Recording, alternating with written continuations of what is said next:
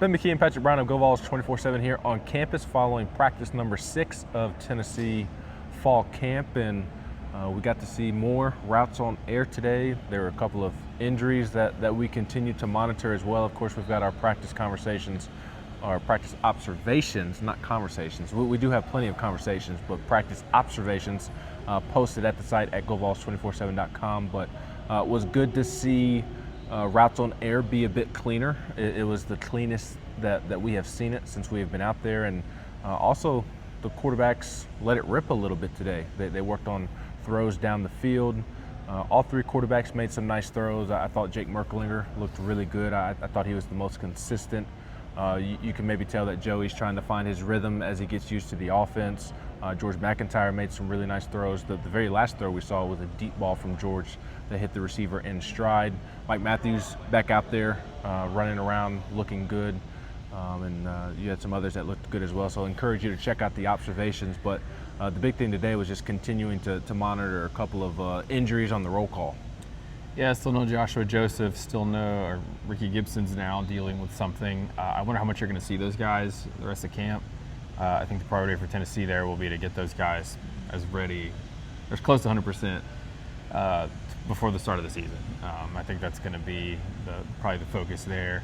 So no Chris Brazel, although it sounds like he's getting closer and closer. And a Braylon Staley as well. He was off to the side watching today too. So we'll see how those guys develop and if they get better, who scrimmages. And it's not ideal to have guys missing time in camp because that can spill over into the early part of the season. But they've got who they got, and they've got to just get those guys ready.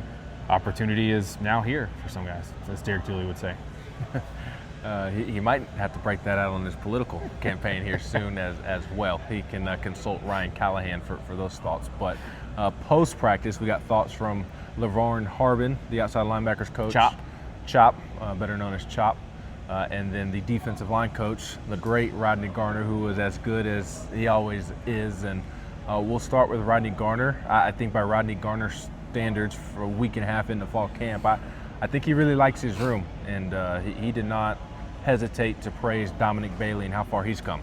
Yeah, he said that Dominic Bailey's been just the MVP, all-around MVP, how he plays, how he leads, and said that early in his career that was not the case. And I think Dom is quietly kind of talked about early on in his career too, having to adjust and kind of grow up. But he's a guy that gets, I don't want to say overlooked. I think he maybe got overlooked last year with that defensive line. But guys play a lot of snaps, sixth-year senior. Maybe the sixth-year senior that everybody knows more is Bryson Eason, but Bailey's going to play a lot. He's got an important voice in that room and is a guy that has really improved and, as Rodney Garner put it, turned himself into a pretty good SEC defensive lineman.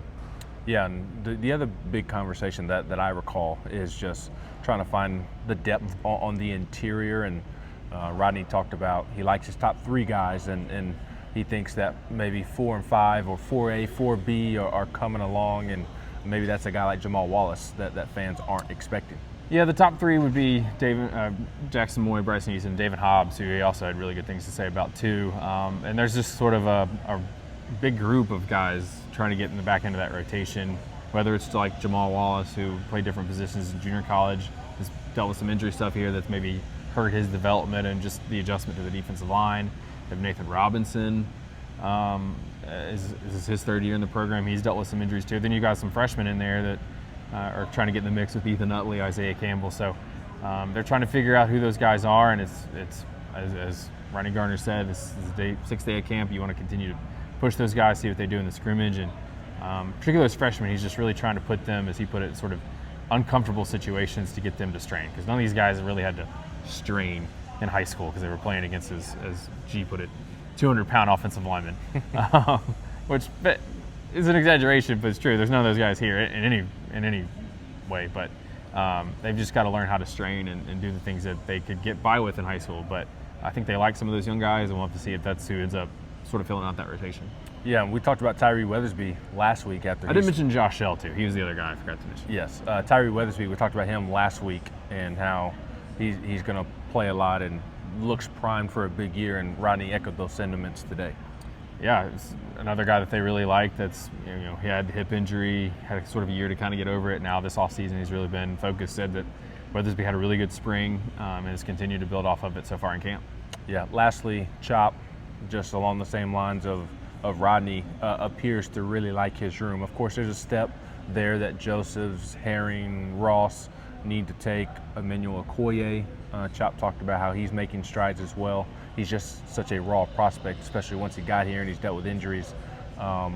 So that room needs to take a step forward, but I think there's a lot of confidence that they will, and as a pack will be productive. Yeah, I think the big takeaway for me today is Jordan Ross, because this is a guy that Chop in the spring flat out called out and said, this guy needs to mature. I still view him as a freshman. He needs to grow up and take things more seriously. And today it's a completely different tune. It's like, this guy's, he's doing what he needs to do in the treatment room to get his body right because he plays so hard. You have to focus on recovery.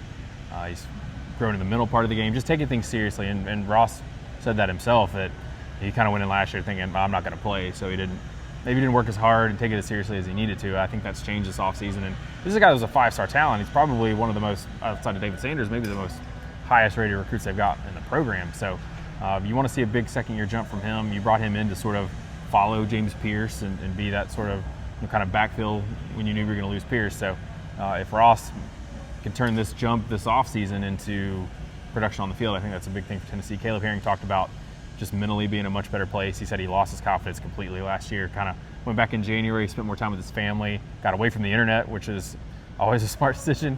But he sort of got a renewed sense of a renewed outlook on life too. So that's a couple of young guys that they're really looking to step up at that Leo spot, and those guys are getting a lot of action here too because Justice has been practicing for the last week or so. Tennessee will be off tomorrow. Practice number 7 will be Friday, and then scrimmage number 1 will be Saturday morning, where Josh Heupel will speak again following the scrimmage. So we've got plenty of coverage in the meantime to hold you over during the off day tomorrow at GoVols247.com. He's Patrick Brown and Ben McKee.